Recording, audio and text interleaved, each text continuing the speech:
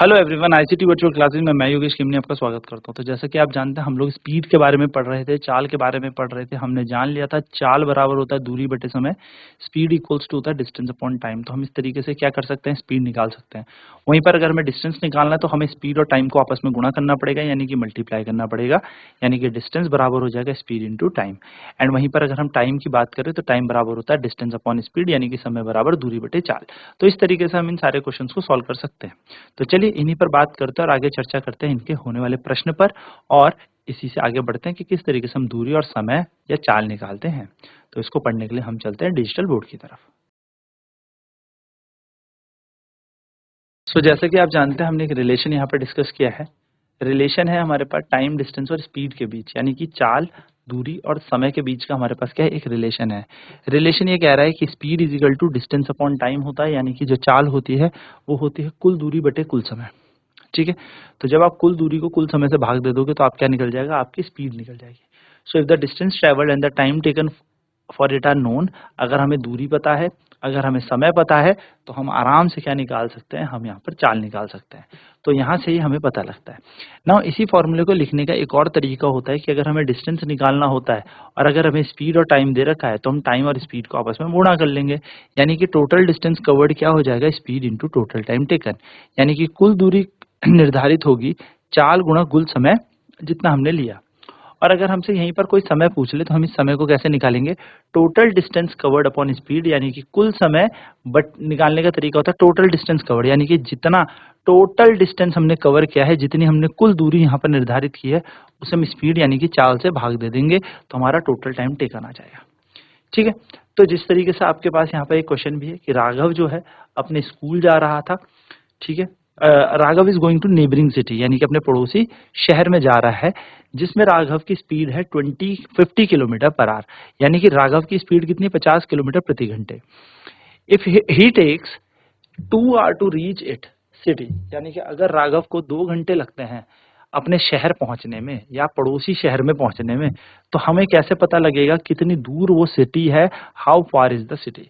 तो इसको करने के लिए आपको कुछ नहीं करना, आपने सबसे पहले देखना है, आपको यहाँ पर स्पीड दे रखी है ना, तो स्पीड आपको दे रखी है। एंड सेकंड थी, आपको यहाँ पर टाइम दे रखा है, टाइम है 2 आवर्स। तो हम क्या करेंगे, डिस्टेंस कवर्ड निकालने के लिए हमारे पास फॉर्मूला होता है स्पीड इंटू टाइम, यानी कि दूरी बराबर चाल गुणा समय। तो चाल का मान हमें पता है 50 है, देखो हमने 50 लगा दिया, और टाइम हमें दे रखा है 2 घंटे, हमने 2 लगा दिया, तो 50 दूनी हो जाएगा 100, तो 100 किलोमीटर हमारा इसका आंसर आ जाएगा, यानी कि 100 kilometre will be the answer. तो हम कहेंगे कि यहाँ पर अगर हमें स्पीड निकालनी है तो डिस्टेंस निकालना है, तो डिस्टेंस होता है स्पीड इंटू टाइम, यानी कि जो दूरी होती है वो होता है चाल गुणा समय। तो चलिए फटाफट से सॉल्व करते हैं, फिर अगला प्रश्न हम यहाँ पर सॉल्व करेंगे।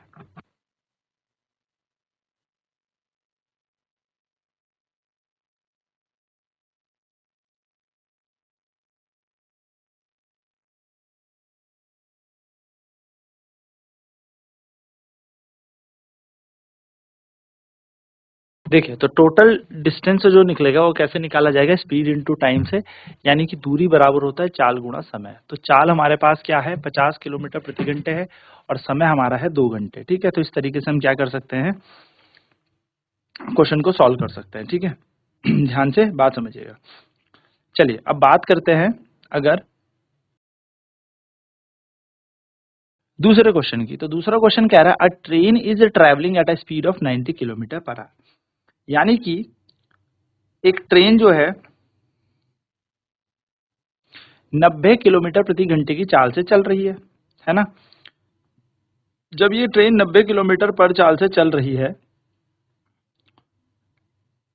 तो आपसे पूछा है how much time will it take to cover a distance of 360 kilometre, यानी कि इसको 360 किलोमीटर ट्रैवल करने में कितना टाइम लगेगा।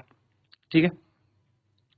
तो ये बात ध्यान में रखिएगा कि अगर कोई बॉडी 90 किलोमीटर प्रति घंटे की चाल से चल रही है और आपसे पूछा how much time will it take to cover a distance of 360 kilometre, तो उसको 360 किलोमीटर ट्रैवल करने में कितना समय लगेगा।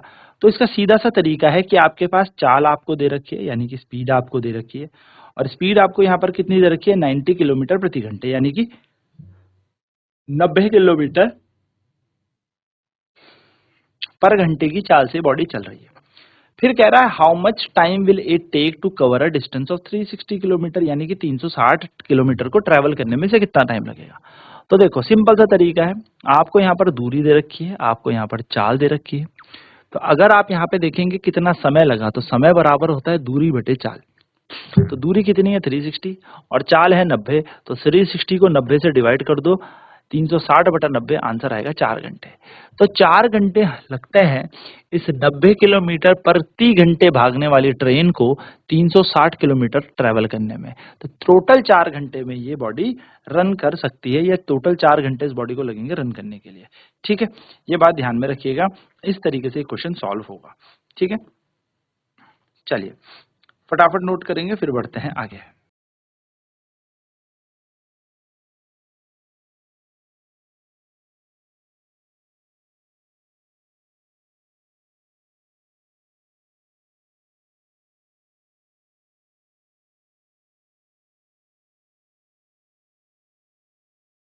सो इन सारे एग्जांपल में हमने देखा we have found the speed of an object by using the total distance covered divided by the total time taken.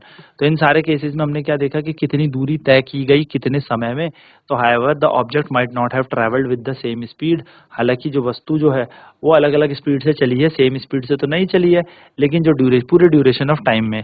लेकिन हम यहाँ पर जो बेसिकली निकाल रहे हैं, क्योंकि भैया 90 किलोमीटर प्रति घंटा 4 घंटे तक लगातार तो नहीं चली होगी बॉडी, कहीं ना कहीं पे ब्रेक मारा होगा, कहीं पे बॉडी ने स्पीड बढ़ाई होगी, कहीं पे कम रही होगी। तो हम यहाँ पे कभी बॉडी ने स्लो डाउन हुई होगी, कभी स्पीड फास्टर रही होगी। तो बेसिकली जो हम स्पीड निकालते हैं वो एवरेज स्पीड ही निकालते हैं, लेकिन but in this book we have use to term speed, लेकिन हम स्पीड को यूज कर रहे हैं एवरेज स्पीड के लिए। बट याद रखिएगा जो हम अपनी स्पीड निकालते हैं वो एवरेज स्पीड ही हमारे पास होती है। ठीक है, नेक्स्ट बात करते हैं साइंस एंड सोसाइटी। तो आपने देखा है साइंस जो है और जो हमारी सोसाइटी है, यहाँ पर क्या होता है, व्हीकल्स सच एज स्कूटर या motor bikers car buses have an instrument which measure and display the vehicles speed in kilometre प्रति घंटा। यानी कि हमारे पास कुछ गाड़ियां हैं, कुछ कार हैं, कुछ बस हैं, कुछ इंस्ट्रूमेंट ऐसे हैं जो क्या करते हैं, हमारी गाड़ी स्पीड को किलोमीटर पर आवर में नापते हैं। तो इसको हम कहते हैं स्पीडोमीटर। तो जो स्पीडोमीटर होता है वो हमारी गाड़ी की स्पीड को नापता है। अगर अनदर इंस्ट्रूमेंट की बात करूँ, किसी दूसरे इंस्ट्रूमेंट की बात करूँ, तो उसको ओडोमीटर बोलते हैं। और ये ओडोमीटर ना डिस्टेंस नापता है, दूरी नापता है। तो ओडोमीटर बेसिकली क्या नापता है, दूरी, कितना आपने डिस्टेंस ट्रेवल किया, कितने टाइम पे, इसको ओडोमीटर नापता है। और कितनी स्पीड आपकी चल रही है उसको स्पीडोमीटर। तो ये याद रखना कि ये हमारी व्हीकल्स में फिट होता है, जिससे हम डिस्टेंस ट्रेवल भी मेजर कर सकते हैं अपनी व्हीकल में कि हम कितने किलोमीटर गए कितने किलोमीटर नहीं गए, ये हम यहाँ पर मेजर करते हैं। ठीक है, तो ये बात ध्यान में रखिएगा, छोटी सी बात लेकिन इंपॉर्टेंट बात। चलिए फटाफट नोट करते हैं। सो स्पीडोमीटर, अगर आपसे क्वेश्चन पूछा जाए क्या होता है, तो speedometer is a device which measure the speed of a body, and odometer is a device which measure the distance travelled by the body. Speedometer क्या करता है, स्पीडोमीटर आपकी चाल मापता है कि आप कितनी चाल से आप चले हो, वो आपकी स्पीड बताता है स्पीडोमीटर। जबकि ओडोमीटर बताता है कि आपने कितनी दूरी तय की है, यानी कि आपकी दूरी बताता है ओडोमीटर। ठीक है, ये बात याद रखिएगा। तो ये दो चीजें यहाँ पर छोटी छोटी बात ध्यान में रखनी है। चलिए नोट करते हैं फिर बढ़ते हैं आगे।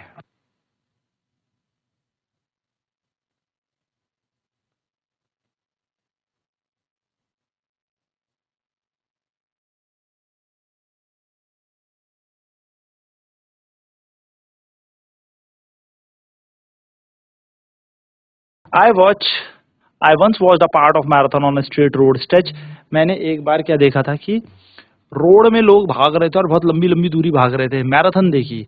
आई notice that some people seem to be running at the same speed. मैंने देखा कुछ लोग तो सेम स्पीड से भाग रहे हैं that distance, while some people would speed up or slow down। जबकि कुछ लोग बहुत तेज स्पीड बढ़ा रहे थे, कुछ स्लो डाउन हो रहे थे। तो क्या उनका मोशन अलग अलग तरीके का हो रहा था, यानी कि कुछ लोग तो सेम स्पीड में भाग रहे थे, न तेज न हल्के। लेकिन उनमें से कुछ लोग ऐसे थे जो बहुत आगे आगे भाग रहे थे, जिनकी स्पीड बढ़ती जा रही थी, जो तेज भागने की कोशिश कर रहे थे। और जबकि कुछ लोग ऐसे थे जिनकी स्पीड स्लो हो रही थी, डाउन हो रही थी, वो रुक रहे थे या फिर उनकी स्पीड कम हो रही थी। और जिसकी स्पीड कम हो रही थी वो पीछे छूट रहा था। ठीक है, तो क्या इनकी जो मोशन है, इनकी गति है, क्या अलग अलग तरीके की गति है। तो इसी पे चर्चा करते हैं। अब हम बात करेंगे uniform and non uniform linear motion पे। तो जब कोई बॉडी स्ट्रेट लाइन में चलती है, हमने पढ़ा भी था, है ना, 6th क्लास में, कि जब हमने measurement of length and motion किया था कि जब कोई वस्तु सीधी रेखा पे चलता है, when an object moves along a straight line, जब वो सीधी रेखा पे चलता है तो उसके मोशन को हम कहते हैं लीनियर मोशन, उसकी गति को हम रेखीय गति कहते हैं। नाउ इमेजिन कीजिए अ train on a track which is along a straight line between two adjacent railway station. अब इमेजिन ये कीजिए कि दो हमारी जो रेलगाड़ी चल रही हैं वो सीधी रेखा पे चल रही हैं। So the motion of the train between these two station is an example of linear motion. तो जो मोशन है यहाँ पर ट्रेन का, जो ये दो स्टेशन के बीच में ट्रेन चली तो सीधी रेखा पे ही गई है, तो हम कहेंगे the train start from the first station A. तो जो ट्रेन चली है वो पहले स्टेशन ए से स्लो स्पीड में चली एंड देन फास्टर, फिर वो तेज तेज होने लगी, देन स्लो डाउन हुई और फिर रुक गई स्टेशन डी में। तो इस बीच में हुआ क्या, इन इन बिटवीन टू स्टेशन जो कुछ डिस्टेंस है बी से सी, ट्रेन बहुत कांस्टेंट स्पीड में चली है। So that is unchanging speed, constant speed यानी कि जो बदल नहीं रही। तो ट्रेन जो है ए से बी, बी से सी, सी से डी अलग अलग तरीके से चल के गई है। तो जब कोई वस्तु सीधी रेखा पे चलती है कांस्टेंट स्पीड से तो हम उसको कहते हैं यूनिफॉर्म लीनियर मोशन। जब कोई वस्तु when a body is moving along a straight line road or a straight line with constant speed is called uniform linear motion। जब कोई वस्तु सीधी रेखा पे चलती है तो हम उसको बोलेंगे uniform linear motion. So the train is uniform motion between B and C. तो बी और से सी तक तो वो यूनिफॉर्म मोशन में थी क्योंकि इसकी स्पीड बदल नहीं रही थी, स्पीड सेम थी, ठीक है, तो यूनिफॉर्म हो गया। वहीं पर बात करें अगर स्पीड जो है, on the other hand if the speed of an object moving along the straight road, अगर स्पीड जो है किसी बॉडी की सीधी रेखा में चलने वाली वस्तु में वो चेंज होती रहती है, बदलती रहती है speed, so it is said to be non uniform linear motion. तो हम इसको कहते हैं नॉन यूनिफॉर्म। नॉन यूनिफॉर्म असमान रेखीय गति। क्यों? क्योंकि यहाँ पर कभी तेज चली है वस्तु, कभी हल्की चली है वस्तु, है ना।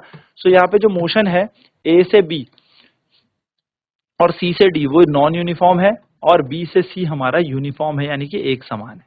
ठीक है, चलिए नोट करते हैं फटाफट।